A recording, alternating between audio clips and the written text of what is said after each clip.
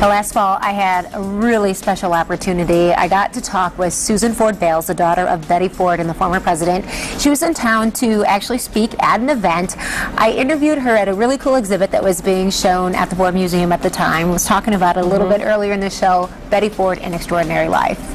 And right now, the eyes of the nation and the world are on the Ford family and Grand Rapids as we get ready to lay Mrs. Ford to rest.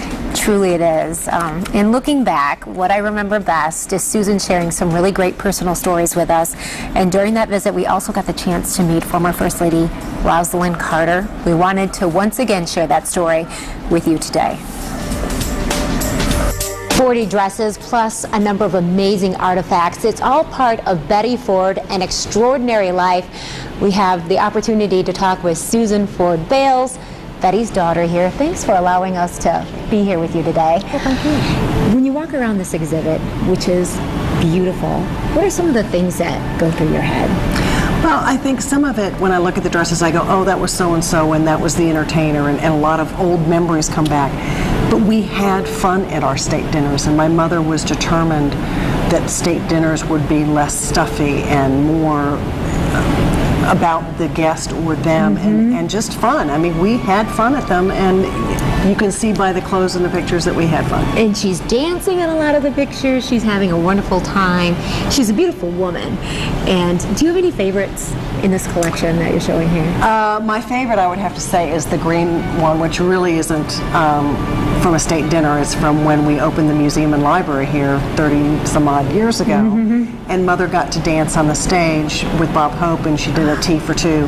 And to her, she just loved the stage, and she loved being a dancer and all of that. And it was just something that was a real treat to her. You had the opportunity to walk around with Rosalynn Carter and kind of share this experience with her.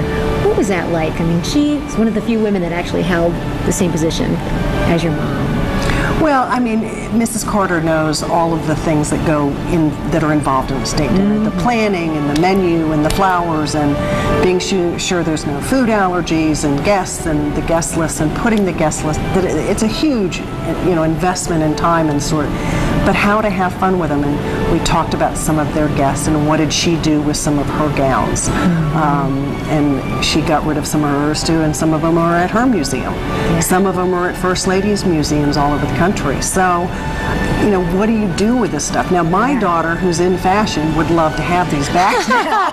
I completely understand. And be wearing vintage. So, she was like, can I have Grandma's vintage gowns? And I'm like, oh, please. They're under lock and key at the that's museum. right. She won't be wearing them. Yeah. Everybody knows what she did for breast cancer and what she's done for chemical dependency and alcoholism.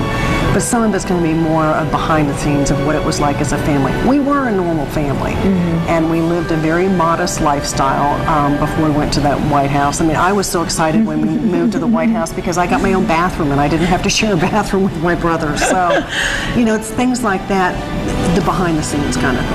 That's wonderful. And you shared your mom with the entire world, and we thank you for that. Well, thank you. Betty Ford, An Extraordinary Life.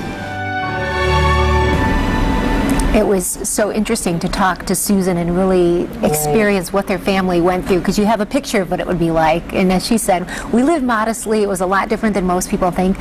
And then to talk to former First Lady Rosalynn Carter, who, of course, history will tell, the Carters followed the Fords in the White House. And she had nothing but wonderful things to say about Mrs. Ford and the life that she has been living at the time. And she also spoke about that because she was one of the persons who gave the eulogy yesterday in California for Mrs. Ford, and she was talking about that, even when they met. And it's funny because she's opposing parties and one election after another. She goes, but those were hard shoes to fill, but that Betty was always very gracious, very friendly, and that they had remained friends for many, many years afterwards as well too. But you were also mentioning something about that exhibit that we were watching earlier. We were both at that exhibit, didn't it? It just kind of, you followed their story when it was there. I just love the artifacts that kind of take you back to that. Yeah, you were able to really kind of follow the progression of when he was a congressman to when he was a vice president and then became president, and then their life a little bit after it and how that changed, and their family. So it was really nice to be able to walk through with Susan and hear those stories, and we were just happy to be able to share those stories with you as now we focus on the family and their arrival here in West Michigan to honor Mrs. Ford. We know that some of the services, there will be a few of them, and one of them takes place tonight.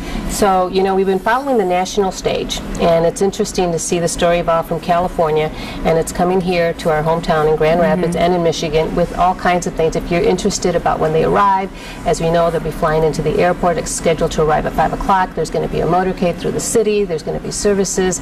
There's going to be viewing this evening, the chalet and repose, if you want to pay your respects.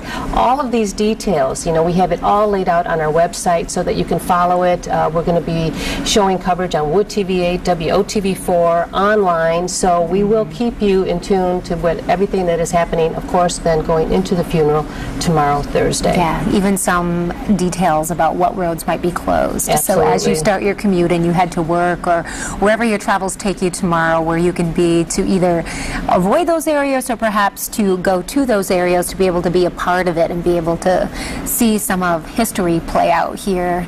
You know, the opportunities that are going to be open with the Ford Museum will open shortly after the funeral takes place, and you can still head down and sign that condolence book and check out the permanent exhibition of Betty Ford's life.